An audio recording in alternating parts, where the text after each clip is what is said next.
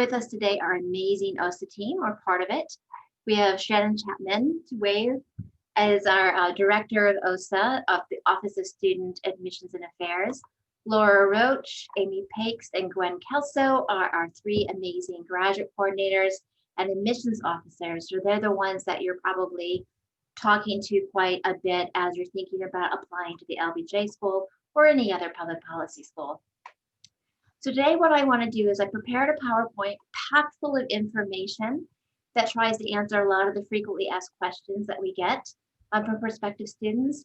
And so I'm going to plow through that, hopefully give you as much information as possible, and then we're going to go to a Q&A session. I also want to encourage you, if you want to reach out one-on-one to talk about your application, we always welcome that. And it can be any one of the team here, it can be myself, or it can be one of our graduate advisors. All of us are well trained to help you in that process. So you don't need to feel like you're flying blind, we're here to help. So I'm going to attempt to share my screen now and assume that Zoom is going to cooperate today. Always an iffy proposition. Everyone see that? Can you give me a thumbs up? Excellent. Okay, now I'm going to try to make the PowerPoint actually go, which now it's not giving me the option to start the show, which is really strange. Any technical help from my team here? That's really strange. Well, I'm just gonna scroll through here anyway. So let me know if you lose me at any point in time, throw your questions in the chat box and we'll proceed. So once again, my name is Kate Weaver, but everyone just calls me Dr. Kate. It's a lot easier. And I am the Associate Dean for Students at the LBJ School. In the PowerPoint, which Shannon will share with you, there's an embedded link to a wonderful video that really describes the history of the school itself.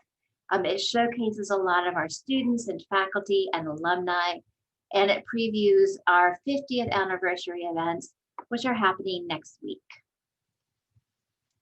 So the first question I always get from students is, why LBJ compared to any other public policy school? And to answer this, I like to provide 5 Ps: principles, personality, price, place, location, and placement. So on principles, what I really mean here is that the school has a strong philosophy of public policy education is based on evidence-based decision-making with strong analytical skills, but it also is strongly rooted in social justice and civic values. So sort of true to LBJ's legacy itself, we teach policy and we practice policy through the lens of using public service to try to create an equitable environment for all. The personality of the school is very interesting, and I think quite different from other public policy schools. So if you're on the East Coast or the West Coast, you're going to get a much more competitive vibe from the various schools out there.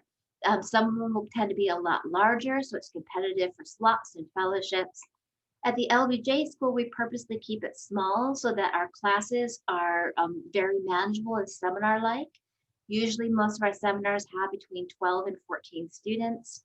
We only have a few classes that are considered large classes, and that's usually around 30. And the personality of the school or the community is really oriented around teamwork, collaboration, informal interaction. So unlike other schools that tend to treat faculty like private practice, they come in and out, you have to make appointments to see them. Our faculty are very, very accessible. Most students are on a first name basis with faculty.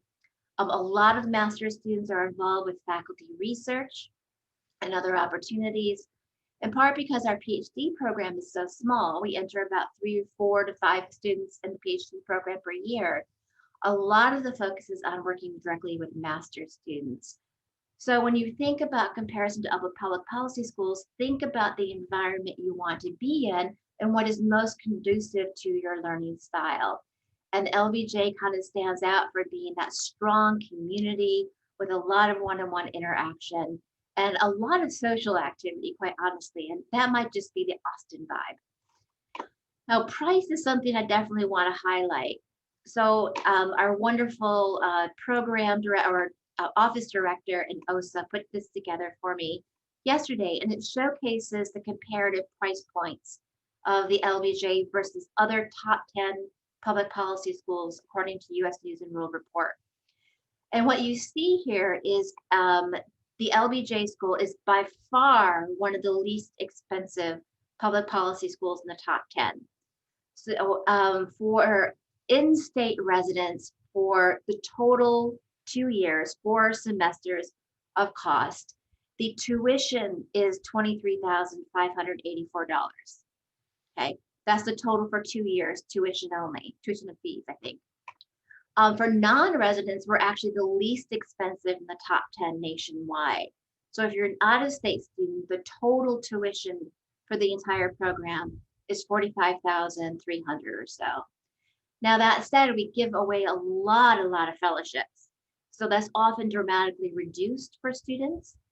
And you should also count that cost of living per year, that's your rent, utilities, transportation, food, etc., probably an additional $20,000 per year, which is very competitive if you're thinking about Austin versus New York or Washington or San Francisco or even Seattle.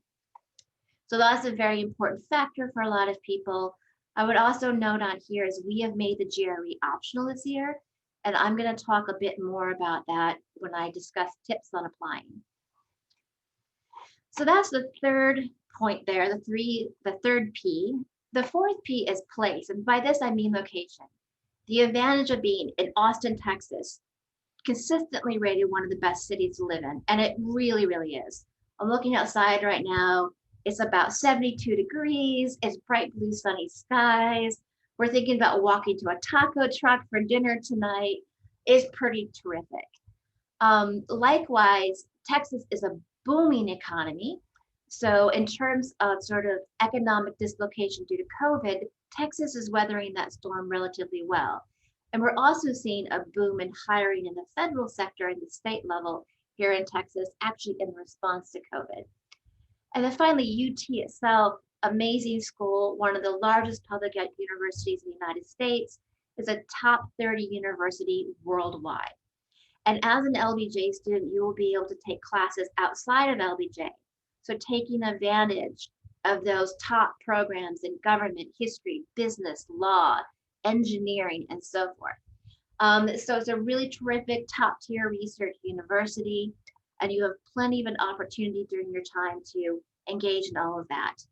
And of course, we've got everything else the university has to offer in terms of student extracurriculars, sports, and all the phenomenal speakers, arts and cultural events that come through. Then finally, the fifth P I would identify as placement. And I believe we'll have a webinar later on about professional development and career services. I could be wrong about that.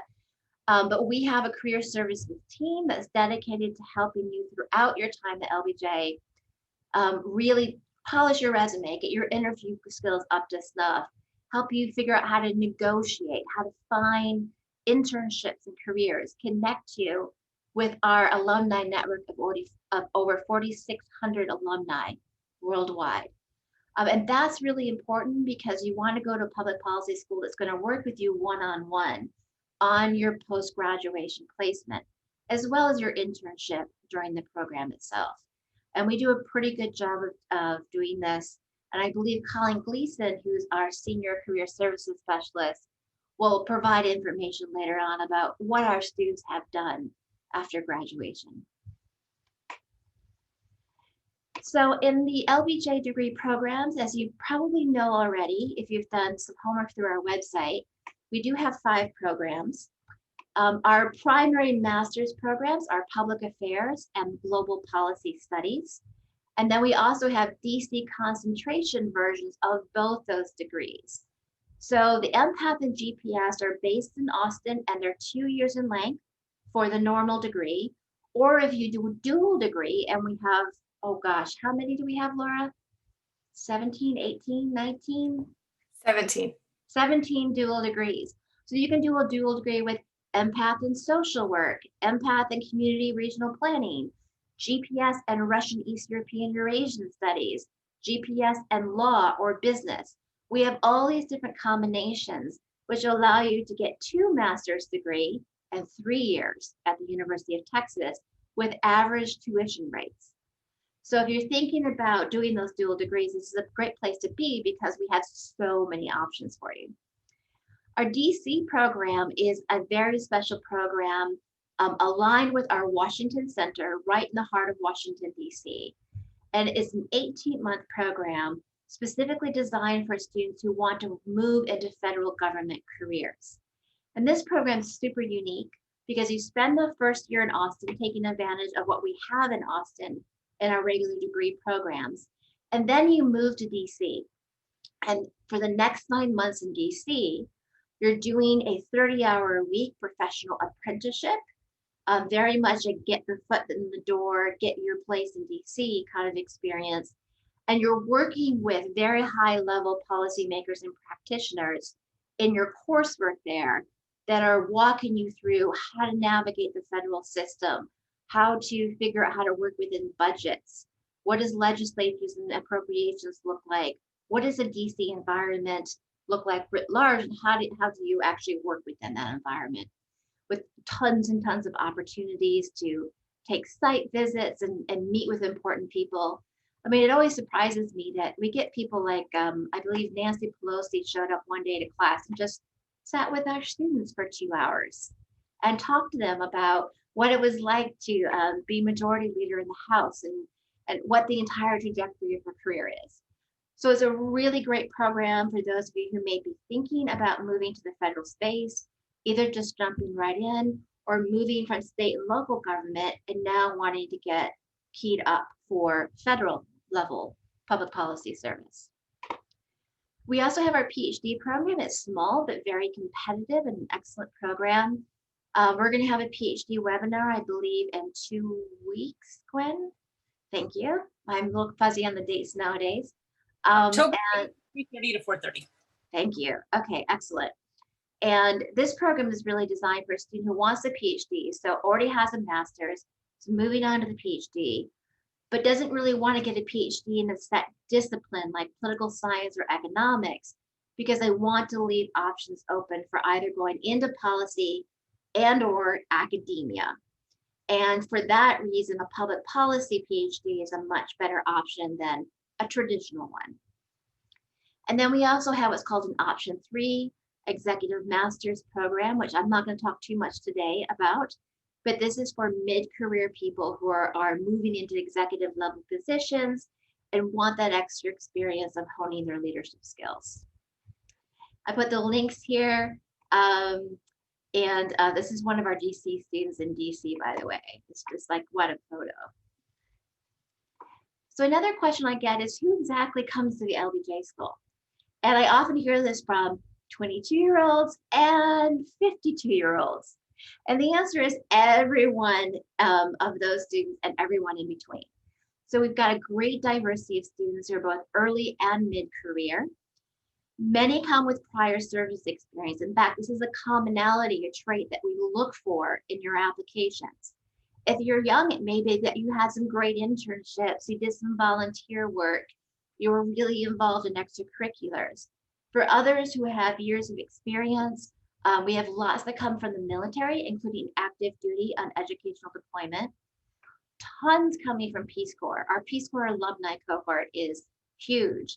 And we love it, especially on the UN Food Day, the UN of Food, because all of our Peace Corps former volunteers come and they bring dishes from the countries in which they worked.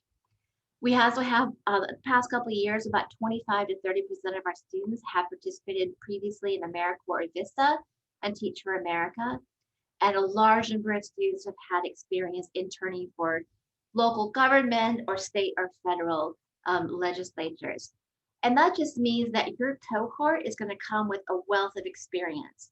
The average age is about 26, a little older.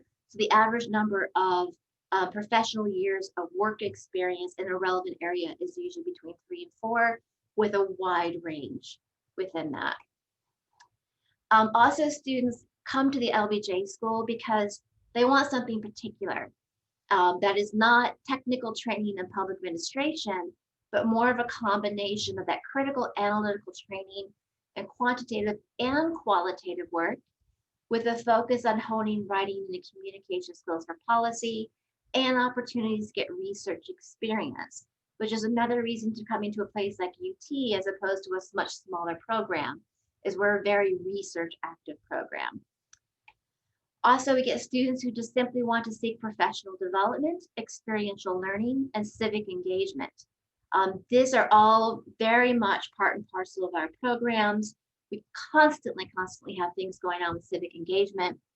Right now, we've got a program called Power to the Polls, and we've got students engaged in every aspect of the election, from working the polls themselves to working on voter registration and get out of the vote campaigns and other sorts of things. And we do this together as a community, which is super cool. And then finally, of course, networking. I mentioned our alumni, but just the LBJ connections are absolutely amazing. The Texas Exis, which is the UT Alumni Club, has a couple 100,000 alumni. And if you've ever been to Texas, you'll kind of notice that people are very committed to their Texas identity. And so if you say, I went to Texas, they're going to help you. It's pretty remarkable. And then finally, as I said before, the students we get are different from the kind of students you're going to get maybe at an Ivy League or a business school, because there is this common shared commitment to these principles of public policy, which is we make decisions based on evidence and facts that we have carefully analyzed. But more importantly, we're focused on issues of making change in the world that promote such social justice. This is just a look at our incoming class. So these would be the second years if you were to enter next year. We've got a good balance between empath and GPS, our small elite DC concentration, and our small PhD program. This year we had fewer international students than normal because of COVID, unfortunately, but that's where we are. Average age 26, GPA average about 3.63. This year we are not taking the GRE or making it optional, but in the years where we require it, these are our averages. And you might notice, by the way, everyone's always worried about their quant score. Number one, we have no threshold for GREs. You can get a 3% and still be considered for admission if you're strong in every other area, right?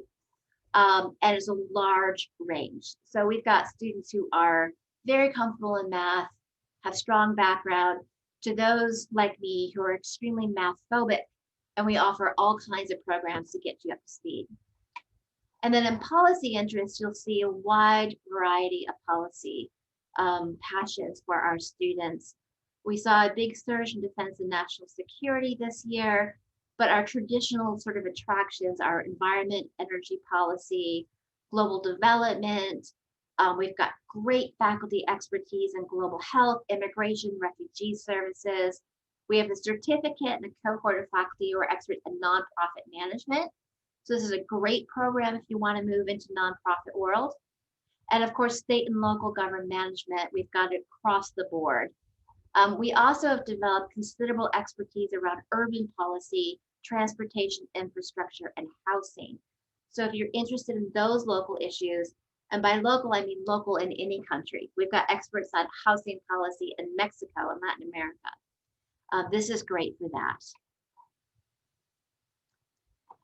And the question is, why LBJ now? I'm sure all of you are thinking, is this the right time to go to grad school? Either it really is because COVID leaves you in no other choice, because it's the right time in your career is what you want to do, or you're just not sure. So let me just share a few things of what we've found over the past several months. Number one is, sort of contrary to what people think, COVID is actually leading to an increased number of jobs in the public sector. This is a bit surprising to us all, but it makes sense once you realize that COVID itself has put a particular burden on local, state, and national governments to develop response plans and implement those. So suddenly there's burgeoning demand for people with public policy skills, mainly in terms of program design, implementation, management and evaluation. We're also finding that over the course of the years, the MA is absolutely critical for advancements and key jobs. This is particularly the case in government service jobs where you've got the grade system. So to qualify for a higher level entry and higher pay, you need a master's or PhD. It's the same in international organizations. And then we're seeing huge demand from employers, not just for the analytical skills. They love the tech stuff, but the kind of communication skills we emphasize at the LBJ school are what our employers tell us is something that really makes our students stand out. The ability to talk to key audiences in ways that help to sell and justify policy. And then of course, why LBJ now? Our network of over 460 or 4,600 alumni, I think will be really key in helping you develop your career. And we have alumni mentorship programs for all of our incoming students and many, many opportunities for you to interact with those alumni. This is just a picture, by the way. We did a feature on some of our alumni who are on the front lines of COVID response. You need to, want to read that story. Really, really interesting stuff going on. Our LBJ faculty are fantastic. Mostly, as you'll notice in this picture, we really love our students. Sometimes we hug a bit too much, which made COVID difficult for us. But we love to involve our students in research as part of our culture. And so we've got fantastic faculty that range from sort of traditional academics, so eggheads like me, to people who have come out of very prestigious policy careers and all kinds of people in between with hybrid experiences. This is Bill McRaven, Admiral William McRaven, who took down Al-Qaeda and Osama bin Laden. He's here. He spent over an hour with a couple of my students in class just chatting about international conflict and food security. This is when he was still chancellor. Now he teaches at the school, and he's got one of the most popular classes. David Springer in the middle, he's a director of our RGK Center for Philanthropy and Community Engagement. Gordon Abner over here on the right, very tall guy. He's one of our experts on equity and public management. Aaron Lins down in the bottom right-hand corner, an expert on global development, recently testified before the Senate on the effectiveness of US food aid policies. Sherry Greenberg is our graduate advisor for the MPATH program. She is actually a former Texas state legislator, and I think she was majority whip in the House at some point, and she runs our legislator program. Ruth Wassam, the little short one next to the tall student, she's the only person in the school shorter than me, but she's a firecracker, and she spent her career at the Congressional Research Service as an expert in refugee immigration policy, and now is a permanent contributor to The Hill, writing op-eds. And then the fun mustache guy up there in the top, Chandler Stolp, he's our PhD graduate advisor. Chandler is an expert in messy data, which is basically looking at data in countries all across Latin America and teaching you all those critical data skills necessary to be able to do social policy evaluation. He also really loves red wine. So beyond the classroom itself at the LBJ school, you're going to have tons and tons and tons of opportunities to get involved. So we've got tons of research centers. We call these the LBJ School Think and Do tanks. So it's not just about analytical research, it's also about direct engagement with the community and working on projects, and sometimes really big grants for all kinds of agencies, ranging from the Department of Defense to the National Teachers Association on down the line. In the orange box here, you see all of our centers.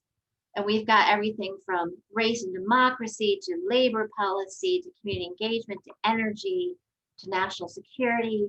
I actually run the bottom one, Innovations for Peace and Development, which is particularly good for those interested in global conflict and development assistance and evaluation.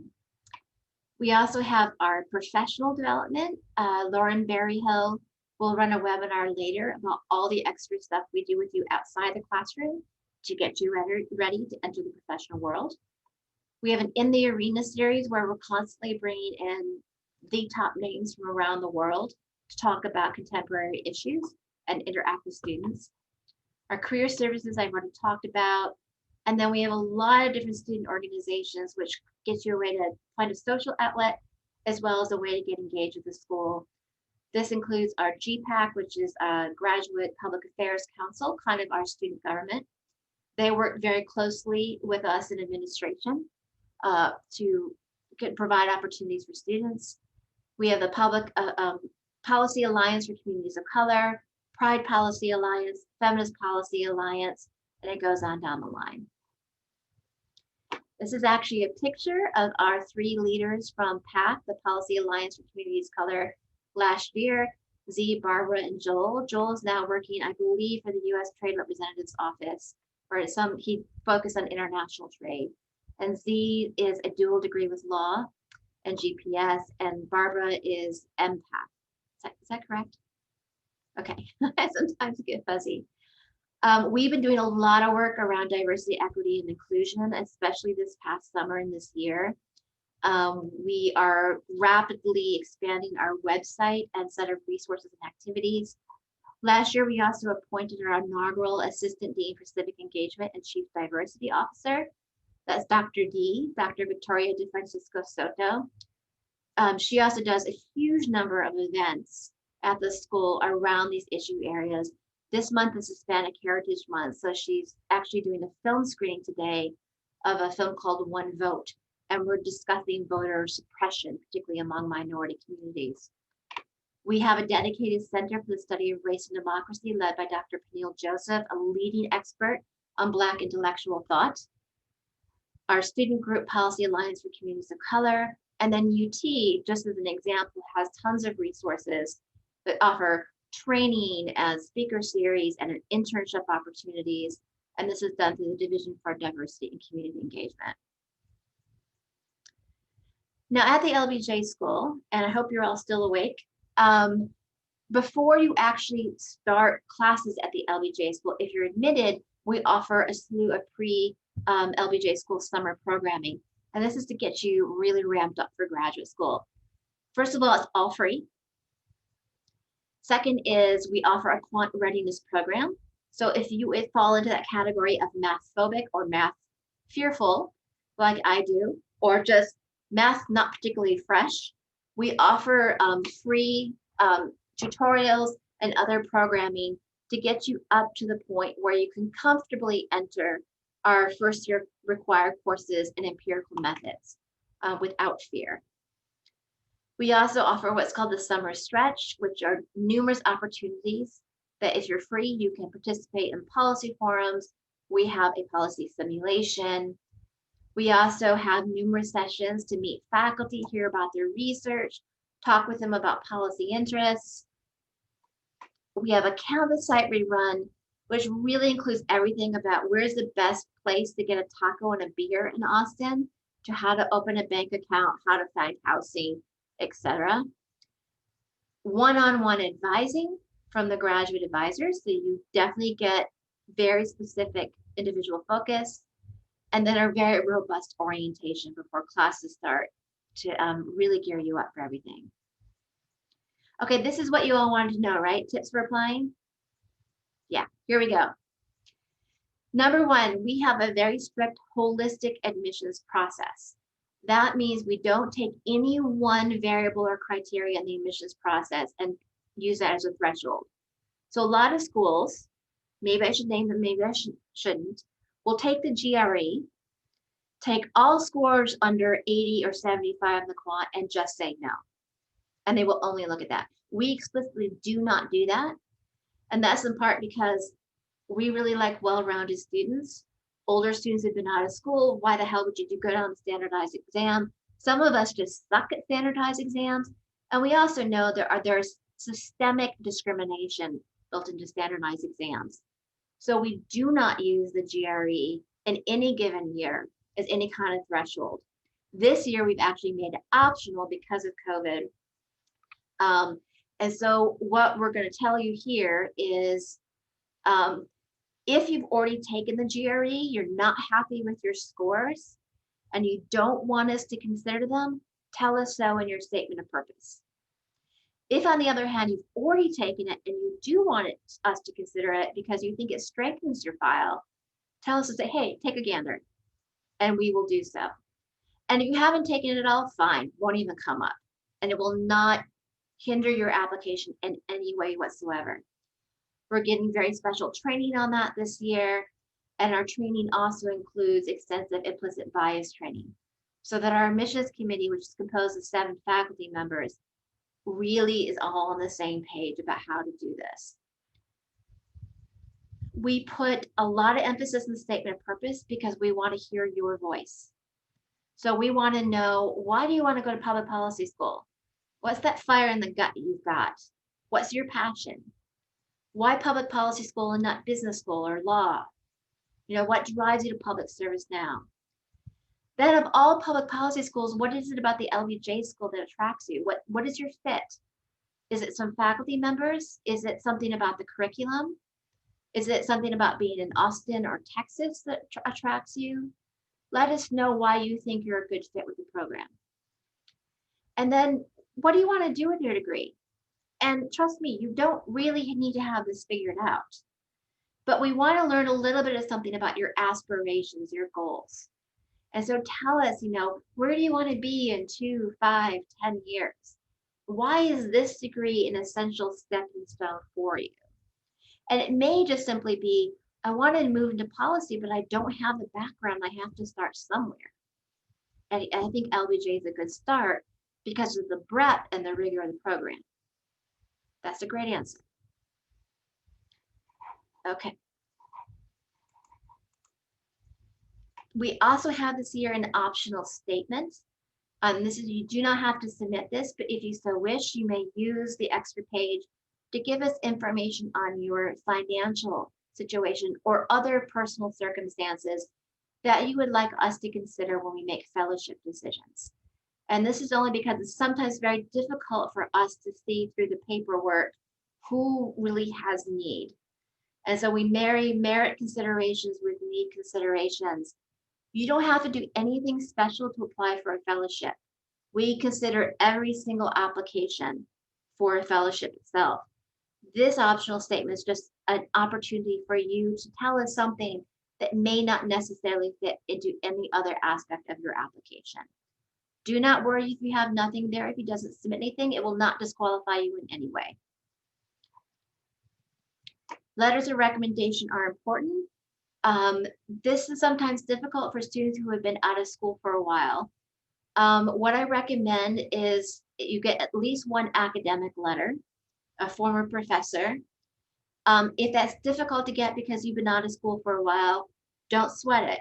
Just talk to one of your former employers or a recommender and say, hey, can you craft your letter in such a way that speaks about my academic potential for graduate level study? So it's more than just like, you're a great worker, you did these things in the work environment. It's about your innate intellect and your fit with graduate level training. And many employers have themselves graduate degrees and can speak to that. I do not recommend you get family or friends. These are the kind of letters we tend to throw out because of conflicts of interest. However, it's perfectly okay for someone to say, we've been friends for a while, but I know this person in a professional capacity. And then what do we look for in transcripts? We really do look at the transcripts carefully, not because we're looking for any major issue. We're not like, oh, they got an F out, you know, nothing like that. In fact, it's quite common for students to get Fs on their transcript. And maybe you had a bad semester, there was a death in the family, you were sick, you were working 3 jobs. Or if you're like a lot of people, that freshman year of college, you spent a bit too much time partying, and it took you a while to pull your head out of your ass and into the game. That's okay. What we do recommend is that you address the red flags. If there's something in your transcript that you're like, hey, yeah, I didn't do well in that class, tell us why, if you're worried about it. The worst thing to do is basically ignore it, and then we're all left wondering why you got a D in statistics. On the transcripts as well, we're often looking for, have you had some exposure to economics and the math that will get you ready for the quantitative training at LBJ. So if you're still in undergrad, or if you're at a point where you could take a community college class before you come to LBJ, and you don't have any economics class background or statistics or advanced algebra or calculus, take one of those because it will really help. If you don't have it, it's not going to exclude you. I'm just saying it's something that benefits you. And then of course, apply by December 15th for priority fellowship consideration. That doesn't mean you're out of the running for consideration if it's after December 15th. It's just that we have a limited amount of money. And if a lot of qualified people come in at the beginning, they're going to get those offers. And then of course, if you have any questions at all about, I'm not sure I'm doing this SOP right, or I'm having trouble getting letters of recommendation, I'm not sure what to ask, reach out to us, we can help. Okay, I promise you I'm almost done. On fellowships employment, we have a lot of fellowship opportunities at LBJ School, and you will be automatically considered for all of those when you apply. Well over 50% of our students get some sort of fellowship, and quite a few of those are waivers to in-state tuition level, which is a big money saver. We also have funding for internships, since both empath and GPS and the DC concentrations have internship requirements. We do offer support to offset the cost of any unpaid internships. International students get to take part in this very fun program that Gwen runs called the Bollinger International Student Enrichment Fund, which are opportunities for international students to travel around the United States to learn more about the United States. It's kind of like a subsidized vacation. And Gwen has been leading some group trips. Past year was Miami and Chicago, and a lot of fun stuff. We have center opportunities as well, various fellowship programs. Some provide financial support. There are lots of graduate research assistantships or senior student associate positions around campus and in the LBJ school. Some of those GRA positions are going to come with tuition benefits. GTA, same thing, are teaching assistantships.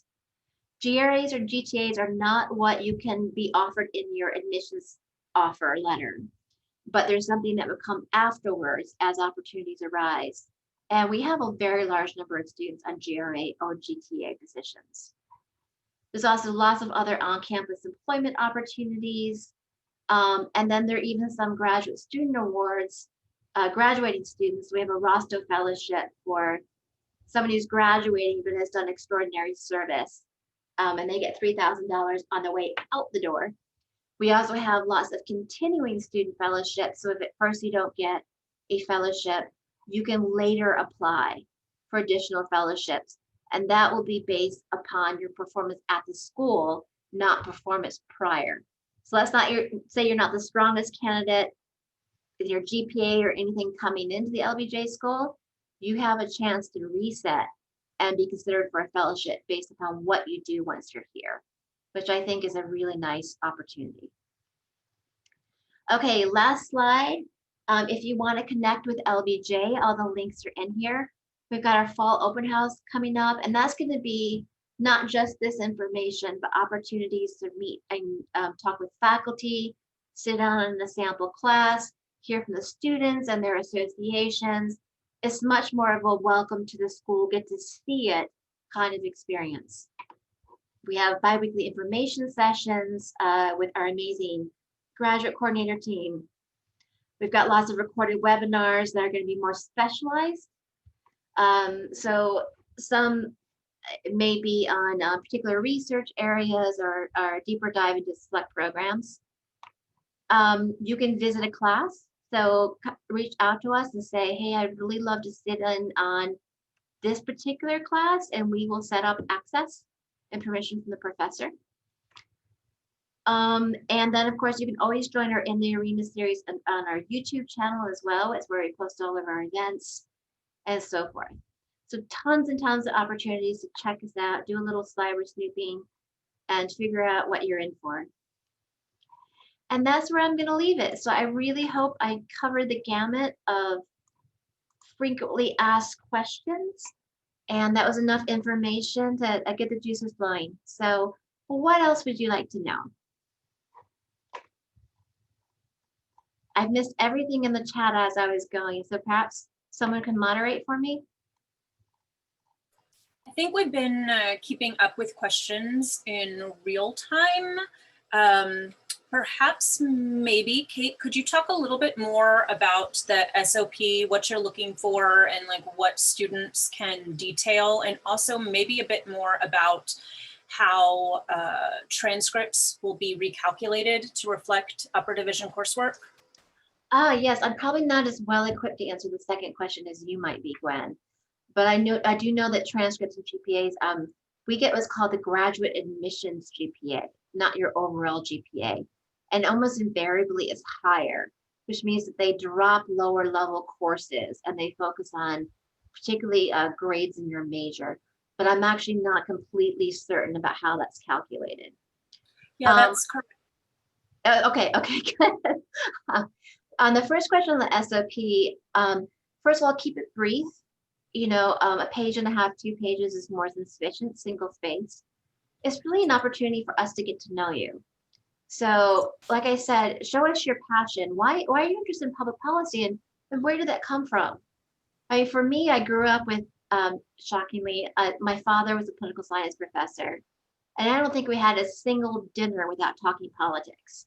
And I was, you know, pulled from campaign to campaign to campaign.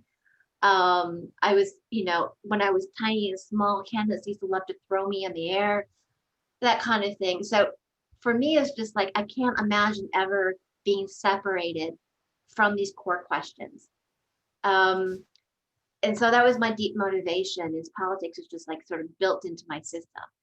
Everyone has their own story. Maybe it's something you've experienced in your life that's motivated you to address a problem that policy can fix. Maybe it's things you've observed in your life.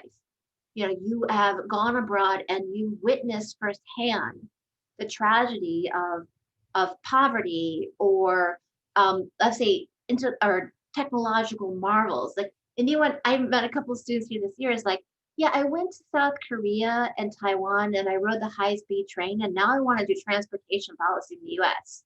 I'm like, yes. You know, so we all have our reasons why we want to focus on policy. What is yours? And then what is it about the LBJ school in particular? You've got a lot of choices in public policy schools. So is there something about the LBJ school that draws you? It could be the ethos, it could be the location, it could be the centers, or it even could be financial reasons. I mean, we're all very pragmatic about these things. I mean, bang for buck, the sort of value for dollar of the LBJ degree is indisputable compared to our competitors. And you know, you want a top 10 public policy degree, but you don't want to go into debt for the rest of your life. That's a pretty damn good reason right there. So tell us, you know, what it is that says, why LBJ? And then, you know, really anything that you want us to know. I mean, I just love to learn more about who students are. You know, it can even be some quirky things, your hobbies, your reading interests. I've heard people start with, you know, I read this book and it really changed the way I think about something, and now I want to be critically challenged with ideas in the same way. And that tells me that you're someone with an insatiable intellectual curiosity that wants to be exposed to different perspectives in the world and be given the training to really think about these things. That's the kind of student we want here. So it's really, really wide open in the SOP. But the point of it is just let us know who you are and what your passion is. And honestly, that carries so much more weight than GPA, GREs, and the rest. Now the SOP, as I mentioned, also that space to address red flags. So at the end, if you want to say, hey, I didn't do so well in my undergrad GPA because I thought I was going to be a physics major. You know what? That's something we all can understand, right? Or you can say that first time through calculus, I just didn't get it. But the second time through, I did okay, and I stuck with it. That persistence matters much more than the grade you got the first time around. It shows that you've got kind of the stamina. So address those red flags as well. Does that answer the question? Does anyone have any specific questions about the SOP? I think that was a good answer, Kate. We've got one question that we have answered, but I think it would be good for you to address too. And that's students who work while going to school, what that balance is like, where they might find jobs, those sorts of things. Yeah, quite a few of our students do. I would say that it is difficult to work more than 15, 20 hours a week outside of school. Often when you're up to 20 hours a week in any given job, we might recommend that you drop to 9 hours rather than 12 hours per semester. And then we work with you one-on-one to get you on a schedule that will still lead to on-time graduation. It just may mean taking some conference courses over the summer. No big deal. But by and large, a lot of our students will work maybe 10 hours a week. It could be on campus or off campus employment. You know, GREs and GTAs are very attractive because they pay your tuition as well and a salary. But a lot of our students also are in careers that they don't entirely want to leave. And so we have quite a few where we've worked out an arrangement with their employers that they're still working on a part-time or consulting basis for 10, 15 hours a week. We work out schedules with the employers and with our own, you know, course scheduling guidelines to figure out what will work. And this is sort of the benefit of the one-on-one advising that you get. So we have the graduate advisors who are faculty who run and oversee the MPath, GPS, DC, and PhD programs. That's Dr. Lawrence Rade for GPS, Professor Sherry Greenberg for MPath. And in the DC program, the executive director of that is Bill Shute. And the PhD program is Dr. Chandler Stolp. All of them work with you one-on-one to figure out the perfect schedule, the perfect sequencing of classes, and work-life balance. By the way, we also have lots of students with families, partnerships, community relationships. We work with all of you to fit the program to your schedule. In some cases, it may be going part-time for a portion of the program or all of it, maybe taking an extra summer. We make it work.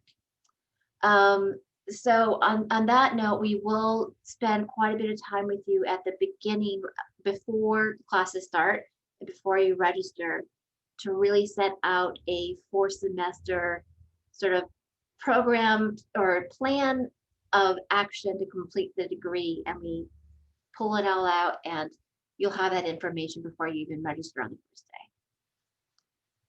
So I don't know what percentage of our students actually work outside of on campus. All that data is a little fuzzy, but it's quite a few.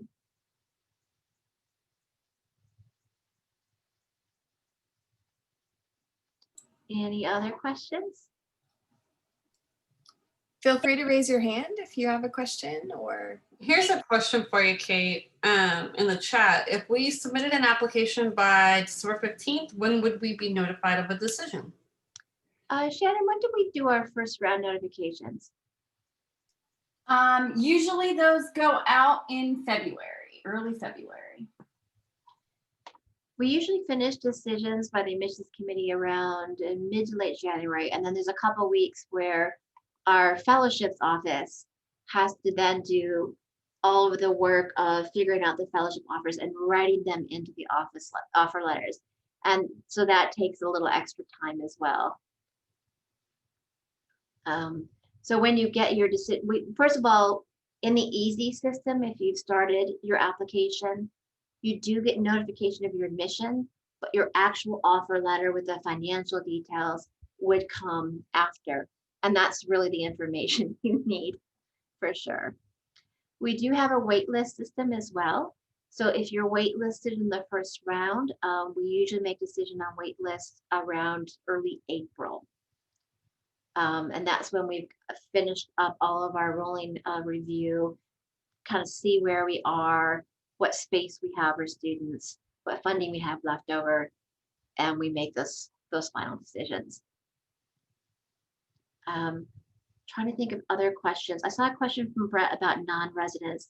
So the residency rules for every university are is that you cannot qualify for residency while you are an enrolled student. You have to live and work in the state before you actually start school. So unfortunately, being at school 1 year is not going to qualify you for residency the next year. But do keep in mind that we give away a lot of out-of-state tuition waivers. So that would take you from out-of-state tuition to in-state tuition levels. So de facto, for tuition purposes, you become a resident of the state. That is super important. So don't let that deter you from applying. If you don't get an out-of-state waiver, then maybe you just wait, come to Texas, establish residency, and try again. But I would first try and see if you can get the financial aid package. And Bo, in PhD admission, I'm very happy to talk to you, as well as Chandler Stolp is our graduate advisor for the PhD program. We're going to be doing a webinar, as Gwen mentioned, next week. And we're going to go a deep dive into the PhD program. So please join us then. Oh, Donovan, great question about faculty interaction. I love this question. Yes, actually, we've seen a silver line of COVID, which is faculty are more accessible now than they ever were before. And that's because we're all sitting on our butts in front of our computers at home, and we're not traveling, right? And we're not bouncing around campus at all different meetings. So we're accessible. It's going to be in a Zoom type format, but we're more available than we've ever been. And our faculty, I have to say, I love my colleagues right now because they are so concerned that we provide a quality education for our students that they are going overboard on opportunities to speak one-on-one with students, hold policy discussion groups, do things outside the classroom. This past year when internships got disrupted, our faculty rallied and said, we're going to create all these great research positions and we're going to fund them. And it's meant that a lot of faculty, myself included, I'm co-authoring 3 different articles with 3 different students right now because we just started research collaboration. So actually, I would have to say we're in a better place than ever in terms of the kind of interaction between faculty and students, which has always been good. But somehow in this environment, we flock to our community ethos in an even stronger way. I'm really, really proud of that, actually.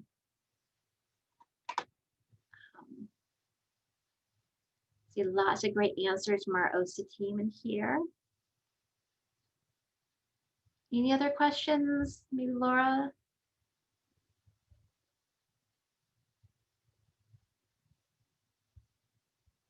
Just want to make sure if everyone's not reading the chat box that you get a chance.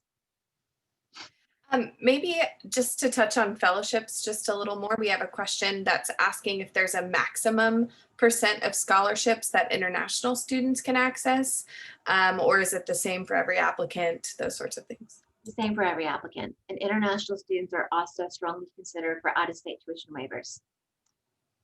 So, and we're very eager to get international students. We'd like a diverse student body. Yes, and Bo, the curriculum is all on the program web pages. So if Shannon shares the PowerPoint with you, those links are embedded in the slides. For particular classes, you can, I believe the LBJ course schedules are on our website, although I'm not entirely sure if you have to log in to see it. No, great. So you can actually go to current students, and there's a link to course schedules, and you can see the course schedules for semester by semester, and it'll give you a flavor of the courses themselves. And it's also a great question for graduate advisors. It's like, you can walk me through the courses that are required, those that are their electives. You know, it's 48 credit hours for MPATH. How does that break down between required courses and other areas where I have a lot of room to explore? How do I do that? What would you recommend? And those are the one-on-one conversations we can have.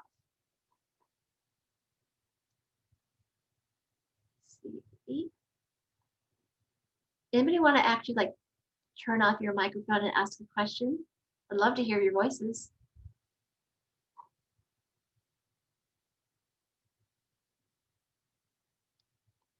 I want to make sure all the great questions have gotten answered. I can ask a question. Thank you, Scott.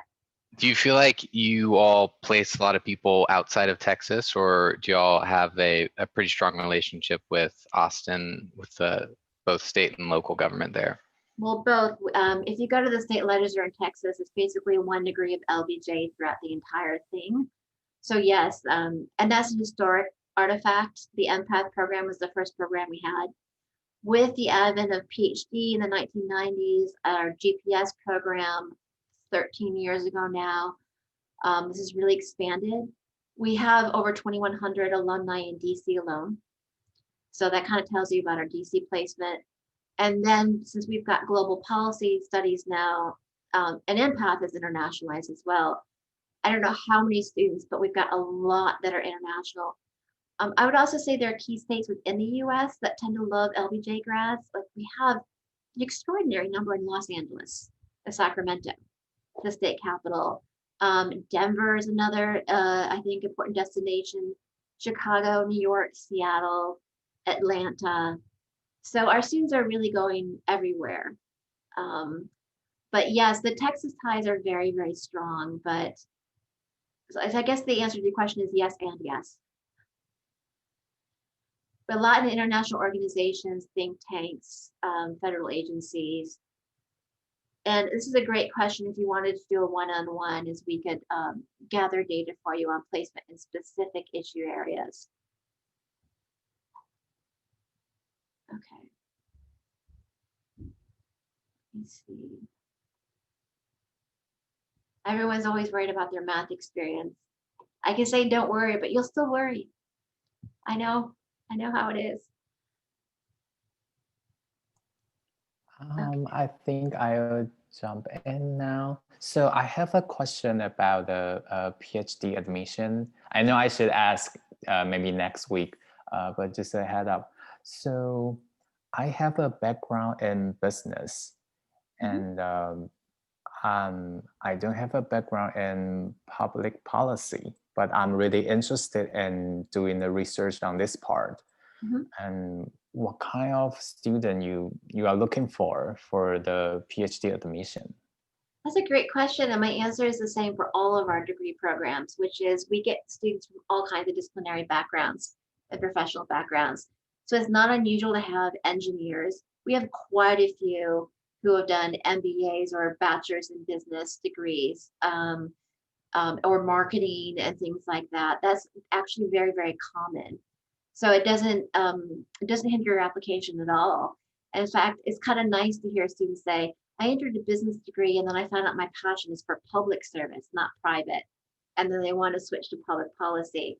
Or they find that their research questions they're most interested in are not about private sector activity or commercial activity, but about things that pertain to regulation, which is a policy question.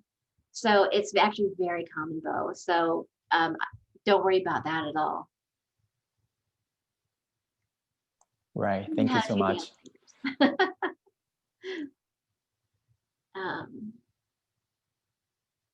Great questions in the chat box. And great answers from our team. Any other major concerns? If you feel like you're not asking a question you want to ask because you think it's a dumb question, trust me that everyone else is thinking about that same question. So go ahead and ask. Brianna? Yeah, hi. I was just going to quickly ask kind of what the acceptance rate is, and if you could even specify for the empath program, kind of just trying to get a picture of how many are applying versus actually being accepted. Yeah, our acceptance rate is actually pretty high. So it's around, because we do so much pre-work with students, that if students aren't qualified, we work with them previously and say, this is, take some time to get qualified. So our acceptance rate, I think, is around 59, 60%. The quality indicators show though, our quality is very, very high. So, but I think around 60% acceptance. And then there's something called the yield rate, which is the number who actually accept their admissions offer. And that's around 50%. That's how we get our yield. So, but it is really, really competitive. I think a lot of people just don't decide to apply if they don't, feel they're ready for the LBJ school. But it also means your peer cohort is going to be pretty amazing. Definitely. Thank you. So Dr. Kat, is it the same story as the PhD admission? I think the rate should be a little bit lower, right? Yeah, actually for PhD it's much, much lower. It's, so I forget exactly what it was this year. It's in the teens, I think. Yeah, Kate, it was 16% this year. Okay. So 16% admission to PhD. So PhD is very different. Yeah, and we'll go over it. It's because we admit a very small cohort and every Right. PhD student is funded completely. Okay. So how many PhD students would you plan to admit this year? Is there We admitted 16. Is that right, Amy? This year? Yeah. Not all 16 came, of course, but yeah, we admitted 16. okay, I see. Thank you. A lot of that has to do with the funding structure because for PhD, which is very different, we guarantee at least 4 years of full funding for an admitted PhD student. I see. Thank you so much. All right, we are closing in, or actually we're 2 minutes past 1 o'clock. Thank you so much for coming. Please reach out if you want to chat further one-on-one about your particular interests. And of course, if you ever have any questions about admissions, please let us know. And I really hope to see you all at our open house as well. So thanks so much for coming today. And I really look forward someday in the near future of meeting you in person.